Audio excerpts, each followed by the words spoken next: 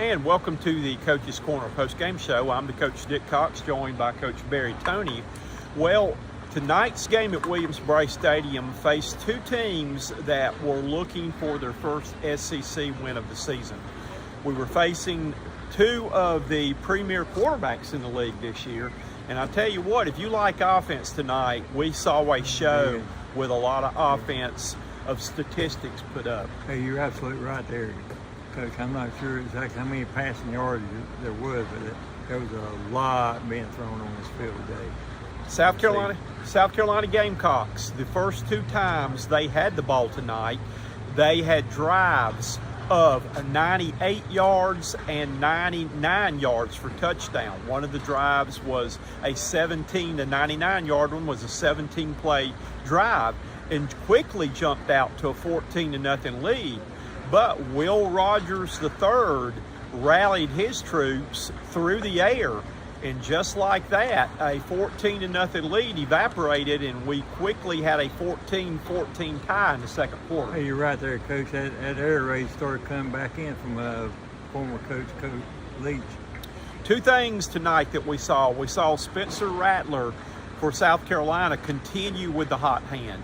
He completed his first 17 passes in a row tonight. He did not throw an incomplete pass in this game until 13 minutes and 19 seconds to go in the game. That's how hot he was.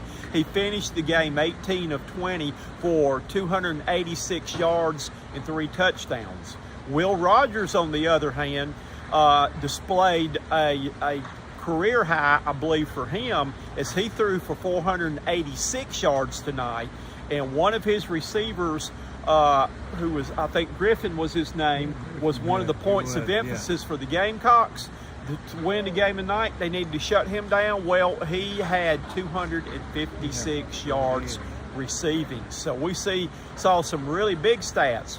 But the biggest stat that jumps out for me tonight was South Carolina has been desperate to find a running game, and they found one tonight in a Division II transfer from Newberry, Mario Anderson, who tallied 88 yards rushing for the Gamecocks and had a huge touchdown where he carried about half the team into the end zone that gave the Gamecocks a 10-point cushion that gave them a little bit of breathing room in the fourth quarter. Coach, that's the one I told you about. They need to give that offensive line an unofficial assisted touchdown, because they all pushed them right in there, didn't they? They did. They didn't stop. They didn't blow the whistle or anything. You can do that now. At one time, that used to be a penalty, but now you're allowed to do it. This was a huge night tonight in Williams-Brice Stadium, that one of the Gamecock favorites over the year had his number one retired. Alshon Jeffries, who was a big-time receiver for the Gamecocks back in the Steve Spurrier era, that he went on from South Carolina, played in the NFL with primarily the Philadelphia Eagles and the Chicago Bears, got a Super Bowl ring with the Eagles while playing for them, but had a huge career in the NFL, a huge career here as a homegrown South Carolina product right down the road, but his number one jersey was retired at halftime. I tell you what, he did a good job right before the start of the game too, didn't he, Coach? When he came out in the cockaboose and came out and started leading cheers for the Gamecocks. He did. He gave great, halftime speech also on his Hall of Fame. Gave an emotional speech with his two little children that he had with him, that they wanted to talk in the microphone. But Alshon said, I'm not much of a speaker, but he just wanted to thank the people. And one of the people he was very thankful for was Shane Beamer. Shane Beamer was the person who recruited him when he was an assistant here on Spurrier's staff, was the guy who stole him away basically from Southern Cal. He had committed to Southern Cal. He got him to flip, come to South Carolina. And it was kind of interesting. They were telling a story at the press conference earlier this week that one of the games during Alshon's career at South Carolina, he scored 3 touchdowns that game. And Steve Spurrier gave him the game ball, but he also gave Shane Beamer a game ball for recruiting him to come play. Yeah, you're right there. And I like the way Coach Bean was talking about when he was talking about, they had some interviews with him, the latter part of the week. He said they had to have about 4 takes because he got so emotional about being involved with him and talking to him. It was only fitting that with Alshon's jersey being, or his number, being retired tonight, that a guy who has been compared to Alshon as far as his style and ability and the way he plays the game, Xavier Legette, had a huge game again tonight. It seems like every game we come to you saying that he and Spencer Rattler had a huge game, but Legette caught a 76-yard touchdown pass on early in the game from Rattler and just used his 23-mile-an-hour speed to pull away. It was a quick post over the middle, and he just burst into the secondary, saw nothing but green grass ahead of him, he said. And then the two of them came back. Oh, that one was 65 yards. And then on the very first play of the second half, with South Carolina, I think clinging to it was either tied or clinging to a three-point lead. About a 3-point lead. Then Rattler connected with Legette on a 75-yard touchdown pass up the sidelines. But those two guys have been magic this year for the Gamecocks. Hey, you're right there, Coach. And, like you were talking about that Mario Anderson, I think he really took a lot of pressure off Rattler tonight, too, with his running skills and ability, opening up the passing and running game. Gamecocks had good blend tonight on offense. As a team, they rushed for over 155 yards, passed for close to 300 yards. So it was an offensive night tonight for both teams, a shootout in the SEC. But the Gamecocks are victorious 37-30 and pick up a big win tonight at home before going next week to play at Rocky Top. Hey, that's right. Getting the momentum from the night's game all adds significantly for the next Saturday night, like you said, up at Rocky Top. The Gamecocks have played, as Shane Beamer said post-game, they have played one of the toughest schedules in the country so far. They have played 2 ranked teams. Georgia and North Carolina are both undefeated. Furman has only lost 1 game to South Carolina, and they're ranked 7th in the Division II, or 1AA, or whatever they call that thing, league that they're in, though. So they have really been battle-tested so far this year and stand at a respectable, considering the schedule, 2-2 record heading to Tennessee. Hey, that's right there, Coach. The Gamecocks, they got 3 very important games coming up. The one next Saturday night, and then when they go to Missouri, that should be a pretty good game too. Coach Toney, we've been playing the game all year long. What did we learn tonight? And this is what I've learned tonight, is the South Carolina offensive line that was a train wreck against North Carolina, and I'm not talking about Cocky's little cockaboose he makes an entrance in, but they were lacking. I can't use the word that my wife made me correct in my Lindy sports story. But they were lacking, but they seemed to be putting together a little bit of cohesiveness up front and doing a better job of running the football and giving the players a chance to run the football. A young man who was heavily criticized last week at Georgia and saying he's not pulling his weight was Trey Knox. And we heard some grumbling and complaints from people in our area. Trey Knox with a big game tonight for the Gamecocks because he was not having to block every play. They were able to send him out in the patterns, and he caught 4 or 5 balls, including a touchdown pass tonight. That's big.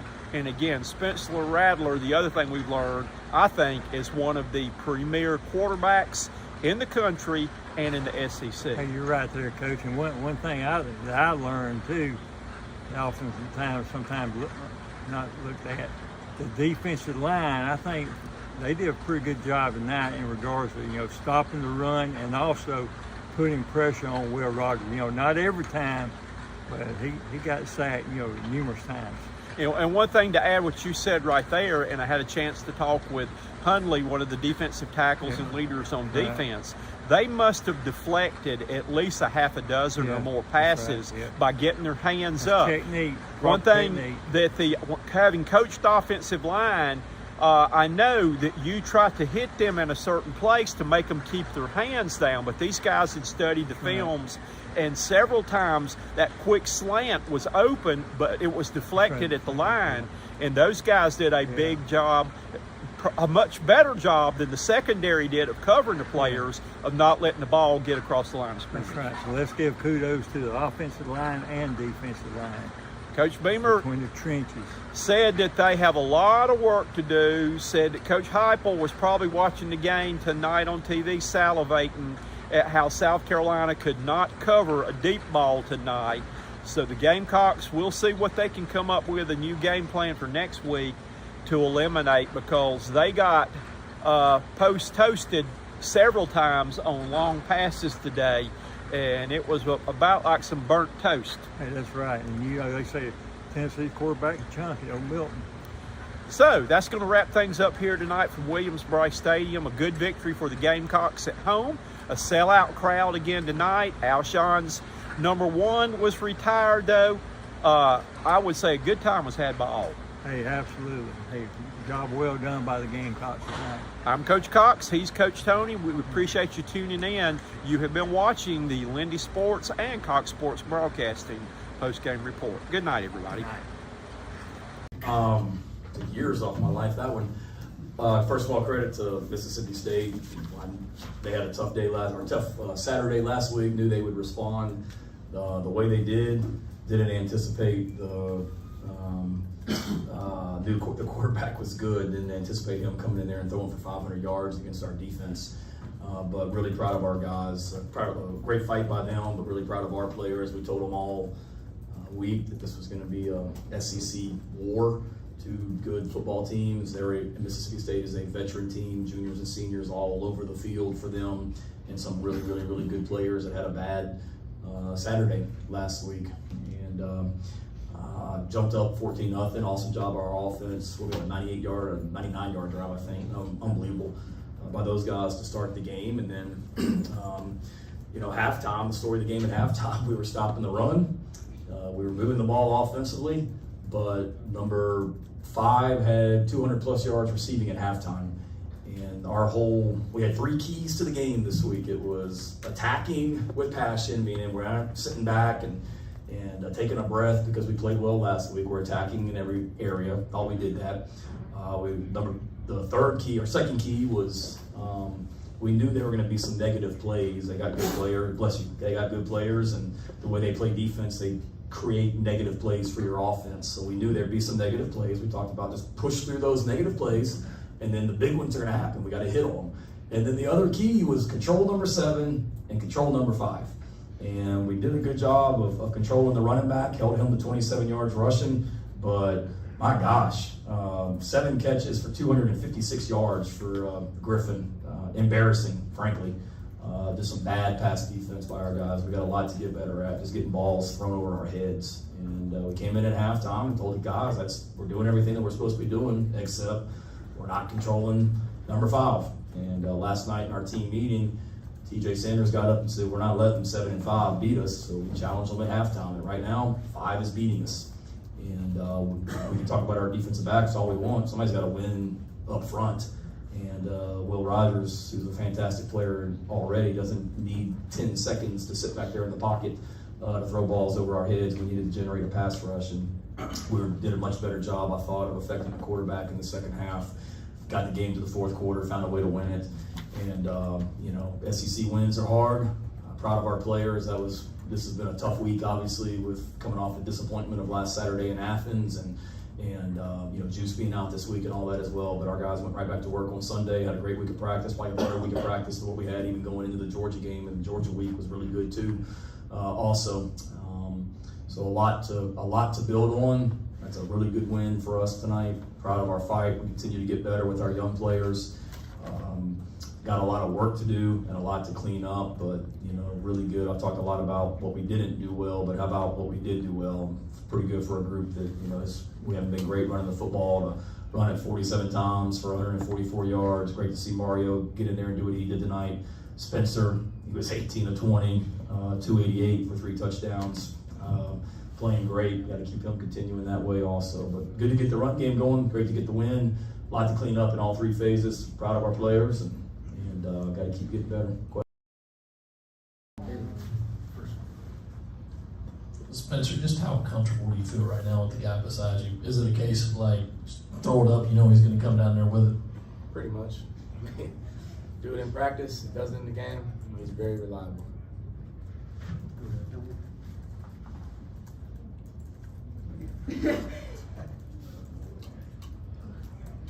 Spencer, with just how accurate you've been through the first few games this year, I mean, what feels different just in terms of, you know, is it the decision making? Is it your mechanics? Like, what is kind of going into that big improvement? The offense, the scheme we have. I mean, it's that simple. We prepare at a high level. You know, coaches get us in the right position. Dallas is doing an amazing job. You know, guys like Zay are showing up each week. O-line's doing a great job. We ran the ball very well tonight. I mean, it's a really balanced game, and just got to keep working. We can't get complacent. You know, we're headed in the right direction. Just got to keep working. You talked about running the ball for both of you. I think I saw y'all go up to Mario after the game, just talk to him. Just how huge is it to have a guy like that who's kind of coming into a bit more confidence in that backfield? Oh man, it was great for him, man. He got his opportunity and he ran with it. Yeah, doing a great job. Stick with Mario. He had a couple pretty big blocks tonight. That first touchdown, he got a block. How comfortable have you seen him grow in pass protection? How comfortable are you with him as one of your blockers at this point? Yeah, I mean, he's a stocky dude. Can hang in there, take hits, protect. Smart guy. He's doing a great job. Spencer, first play of the second half. I mean,